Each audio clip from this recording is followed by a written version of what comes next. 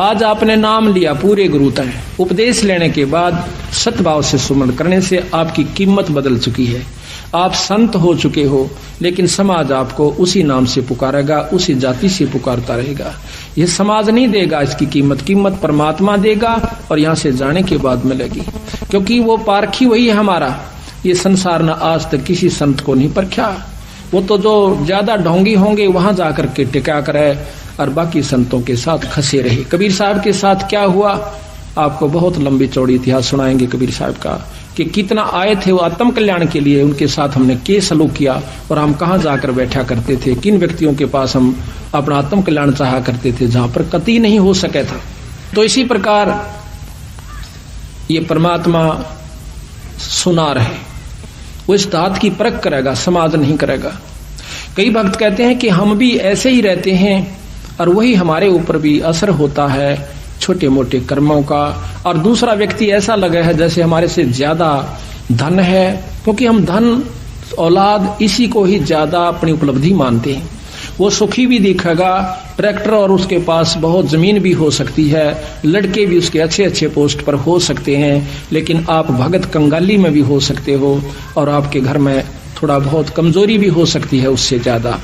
पर आप ये देख कर न सोचोगे कि ये राम का नाम भी नहीं जानता, भक्ति का लव भी नहीं से, भक्त धर्म भी नहीं जानता, आज यू कितना सुखी से, यो इब्बे सुखी दिखे से। अंत समय में जो इसकी बिरान माटी होगी सह परिवार जब देखना।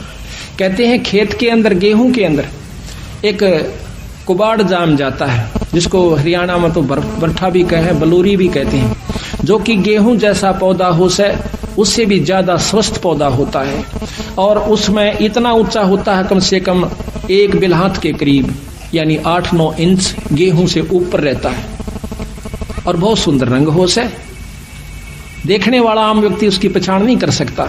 बहुत ही अच्छा होशियार वो जमींदार बता सके है कि वो है तो कुबाड़। लेकिन जब फड़ा होगा, जब सब नबेरा पट जाएगा, फड़ा होगा गेहूं पर तो जीवन दाता फलाएगा, और उसके ऊपर काला काला कुबाड़ सा निकलेगा, उसमें से उसको उठाकर बगा दिया जाओगा, सड़ जाओगा, और गेहूं को निकाल कर जमींदार किसान अपने घर में ले जाओगा, जीवन दाता सिद्ध होगा। इसी प्रकार परमात्मा के घर में जब हमारी अंत समय की कमाई प्रफुल्लित होगी, फला होगा, जब पता चलेगा कि होय होय होय।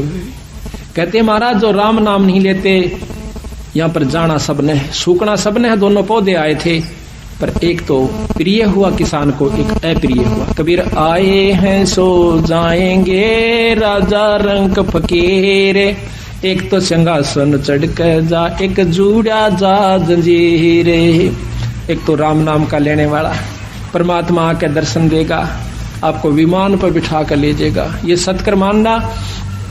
कई भक्तों की हमने कहानियां सुनी हैं कि जब उन्होंने अंत समय में वो त्यागा तो उनको क्या उस समय लक्षण हुए। एक बुढ़िया ने बताया कि एक हमारा पति जो है वो बूढ़ा, और हम दोनों संत शरण में थे, गरीबदास महाराज के एक संत की साधना किया करते थे। तो उसी समय जब वो अंत समय आया, उस बुद्ध हमारे पति का यानी बुद्ध का, उस समय देखता है, थोड़ी सी देर में कैसा कि मेरे सिर में दर्द हो गया, मेरा थोड़ी सी भड़क होगी, मेरा जी घबराव सा है, और मैं जाऊंगा बागवान।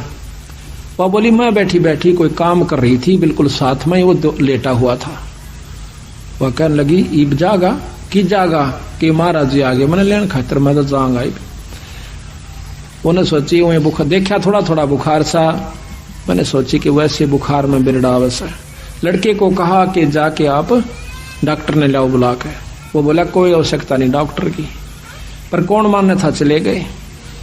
तो कहती मैं नजदीक सी आ गई इसके, कहने लगा ए मैं तो चला, और देखिए एक बात सुनना, क्या कि इस बंदी छोड़ की शरण ना छोड़ना, संता की शरण में पड़े रहना अगर तुम उद्धार चाहते हो तो। वो भूखे मरा करते थे, संत शरण में आए पाछा उनका बहुत मौज होगी, और साथ में भक्ति भी की। तो उसी समय कहता है ये सामने महाराज जी आ गए, ये सामने आ गए, अकी विमान खड़ा मैं जाऊं। अब वो लंबी लंबी सांस दो ही ली थी, तीसरी बार में पता नहीं उसने किस सुमरण किया और छोड़ कर चला गया। उसी समय उसका शरीर शांत हो गया, मैंने गोड्डे तले सिर के नीचे गोड्डा दिया, शरीर शांत हो गया। तो महाराज कहते हैं आए हैं सो जाएंगे राजा रंग फकीर, एक तो सिंहासन चढ़ कर जाए, एक जूड़े जा जंजीर, एक को यम के दूत ले जाए।